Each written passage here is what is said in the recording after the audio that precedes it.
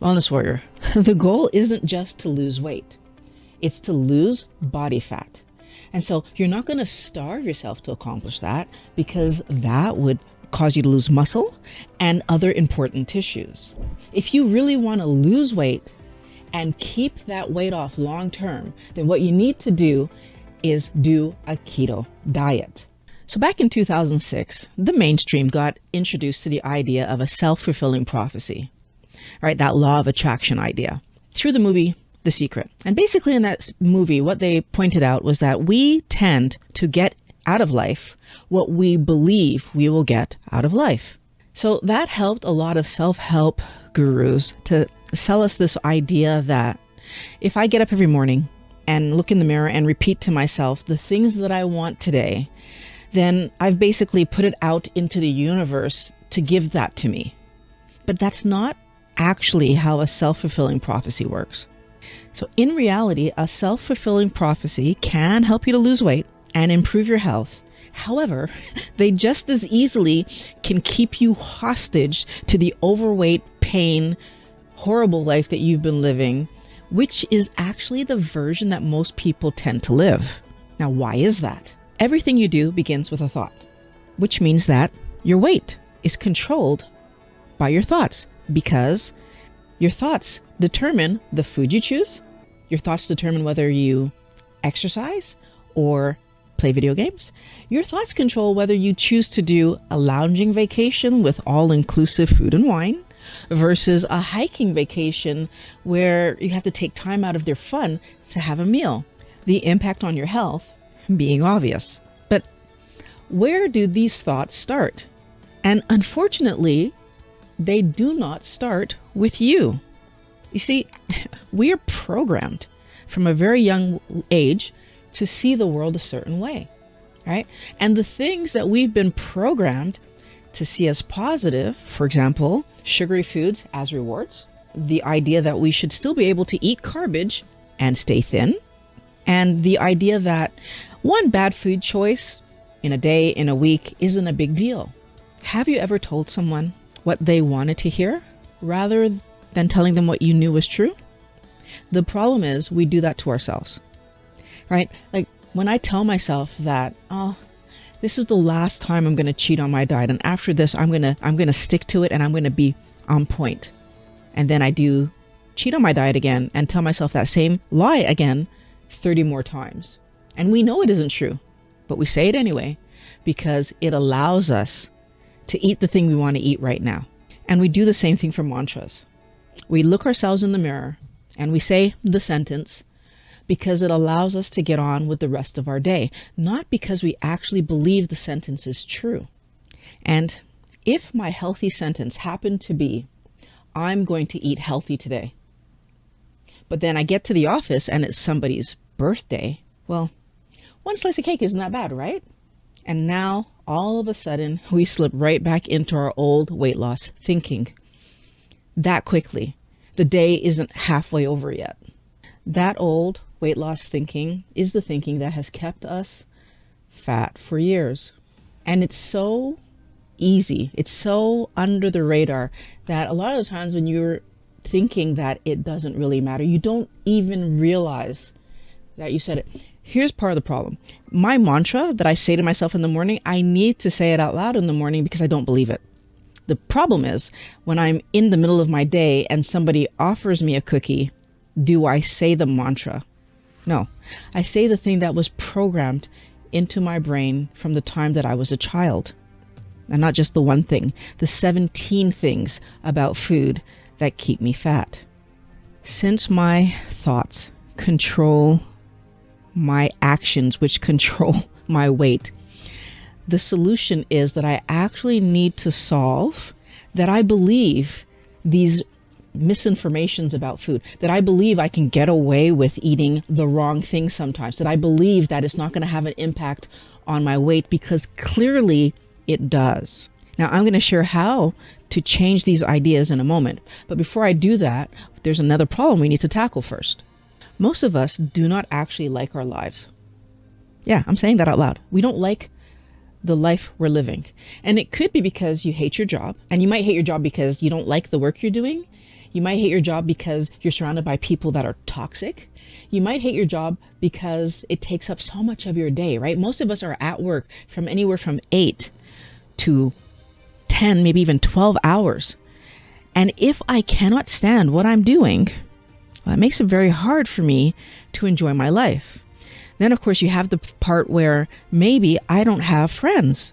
And so when I finish work, I don't have fun because I finished work and I'm alone, right? And maybe I don't have friends because I had to invest so much time to work because I need to support myself. Maybe I don't have friends because I had to let my friends go for various reasons. Sometimes that reason is because my spouse and my family, right? And I had to make hard choices. But then that brings me to the other thing, that sometimes we don't like our life because we're not happy in our family. We're not happy in our relationship, and we are struggling with the people that we're supposed to be the closest to. And of course, if all of these places cause me to struggle, maybe my redemption might have been my hobbies, but a lot of us don't have hobbies. We don't have that thing that we look forward to doing by ourselves to clear our mind and to just relax and do this activity. If I don't love my life, if I don't like it even, if I'm not even neutral on my life, if I actively dislike my life, which is so many people's story, then the unfortunate reality is that food ends up playing a role in your life that it shouldn't. You see, each of these negatives, even if you only have one of them, plays a running conversation in our head. That running conversation is going to compete with the mantra that you're trying to, incorporate into your life. And that competition, well, this is happening 24/7. The mantra I barely say. And unfortunately, that running conversation will win. And now I'm stuck in this situation where I hate my life and I don't enjoy the majority of my day. And so what become the few bright spots in my day?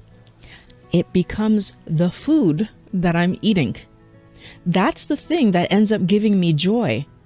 That breakfast that I have, that for most of us is a fun pancake or maybe a muffin or granola bar or some sweet something that I'm eating in the morning with a lovely sugary coffee or tea. The lunch that we have, that's probably pizza or a sandwich, again, high in sugar. Pasta for supper? I can honestly tell you that a lot of my days look like that. A lot of my days were these high carbohydrate meals with high carbohydrate desserts in between, so snacks, but they're desserts, right? When you're eating a chocolate bar as a snack, that's a dessert. That's what I was doing. And it reflected itself in the health and the weight that I was living with. Because these foods are the only bright spots in my day, I'm going to cherish them even more.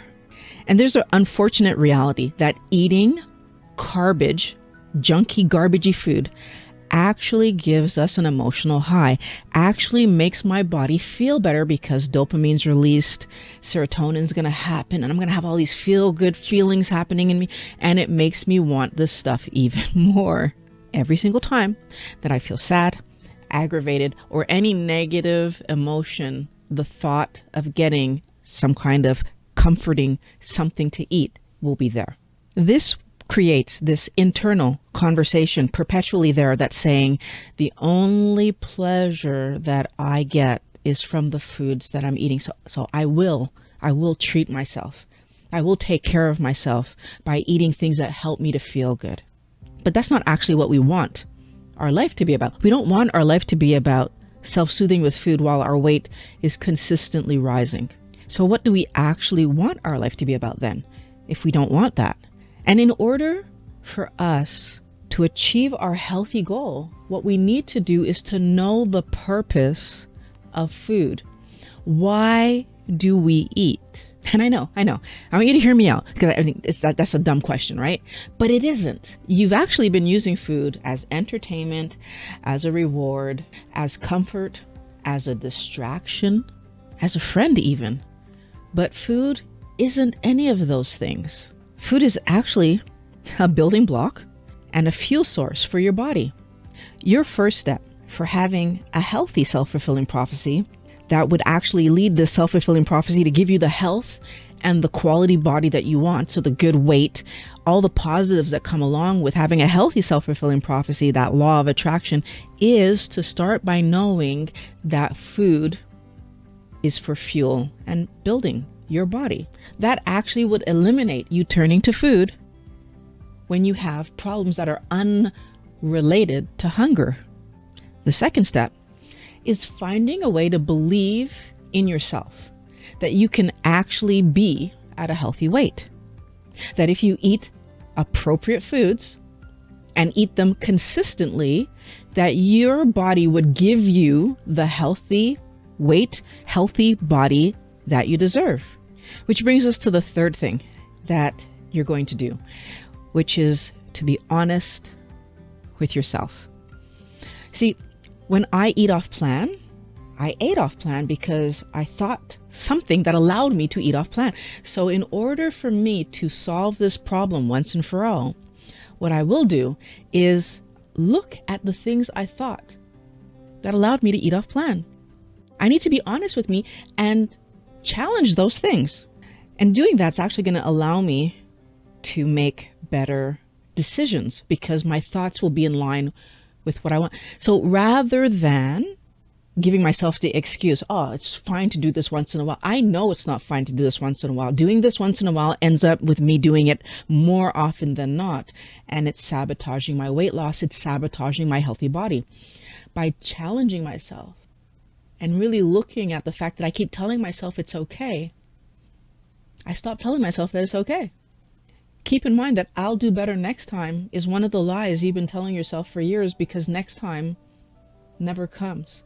You need to do better right now, which means you need to decide and then act on it right now.